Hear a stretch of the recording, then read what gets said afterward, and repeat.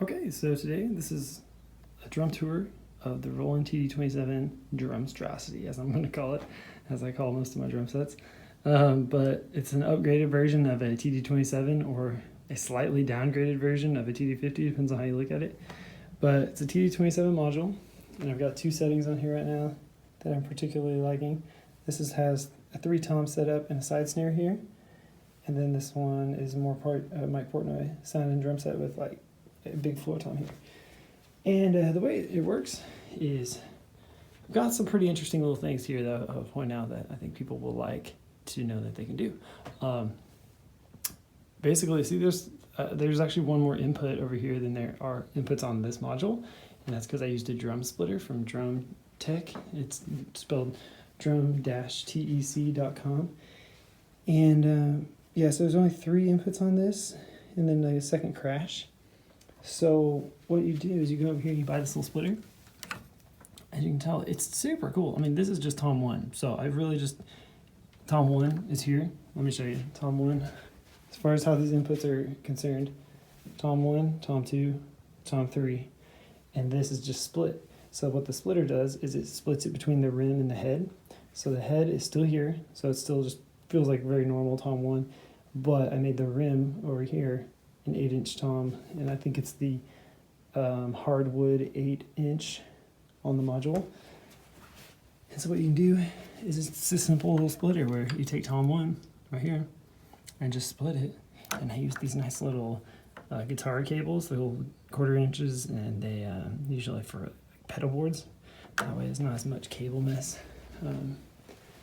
And it split it, and it's great. So then you're left with one problem.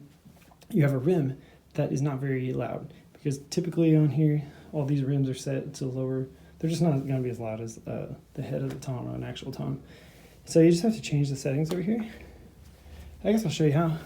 All you do is you go to System and Trigger. There you go, Trigger. This might need to be a separate video. Bank, and then once you hit the correct one, so if I go here and hit it, okay, so I just want to make sure it now says Tom 1 rim. It does, so that's good. Then you just hit parameters and go to either, we're going to go to rim gain and bump it up to about 1.3. It starts off at like 0.2, and so you don't want that. 0.2 is too low. And then also sensitivity is nice. Like if you feel like you need to have more dynamics, you don't want it to, you can actually crank it down to like maybe 1 or 2, but 6 is just going to give you a bam, bam, like without, you don't get that, you just got the, so with cymbals, if you ever split with a cymbal, it's really nice to actually bring that sensitivity down to about 1 or 2, so you can still do this and get the like dynamic swells out of it. But didn't care so much on there, I just wanted to be nice and loud on the tom. Anyway, so we got the PDX 100s here, a PD8, what's it called? PDX6 here. It's really an 8-inch drum, but I think this area is 6 inches, so they call it that. Then this is the digital ride, the digital snare, the CY13 crash, CY12, VH13 hi-hats, so that's a nice upgrade as well. And the rack itself, it has some custom pieces that I've just kind of cut over the years. So like this kind of just stabilizes this whole area so that the rack doesn't fall over as much. And then over here, the side, I didn't need a lot of room for one tom.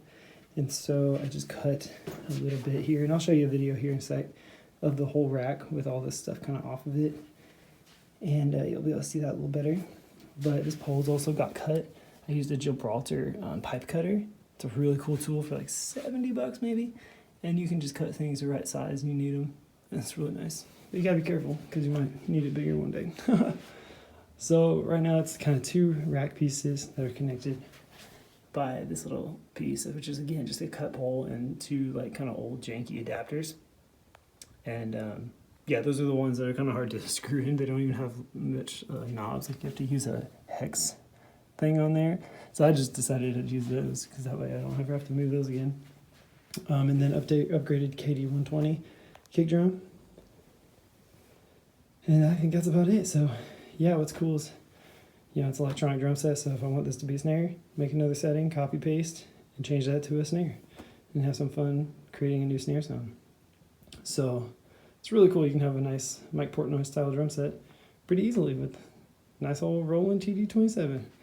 And the only downside of the TD-27 that I found is it does not come with Octobon sounds. I'm like, come on, or like Rocket Toms, whatever they want to call them. Because over here, I got my Rocket Toms, Octobons, and I really wish I could add that to this. So what I did is I took bongos, and there's like a low and a high, and I adjusted the sounds of that to kind of get that sound on one of these. But anyway, so what you could do is you could actually use a splitter with two of these, and I had it set up here one day too, where there was two of those, and split those, and they had the bongos. It was like blub, blub, blub, blub, blub, blub, blub, blub, blub, blub, blub. And that was pretty cool. It works, but it's not the best. I do wish they had like some actual Octobon sounds, but that's really all that it's missing. It can do so much other good stuff. It's a really nice module. And they could even make them available on their Rolling Cloud service now, which maybe they will do, I don't know. But anyway, that's it. This is a CY5, by the way. Nice little basic CY5.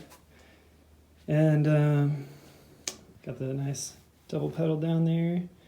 And that's it. So that is my Roland TD-27 Drumstrosity, as I'm calling it.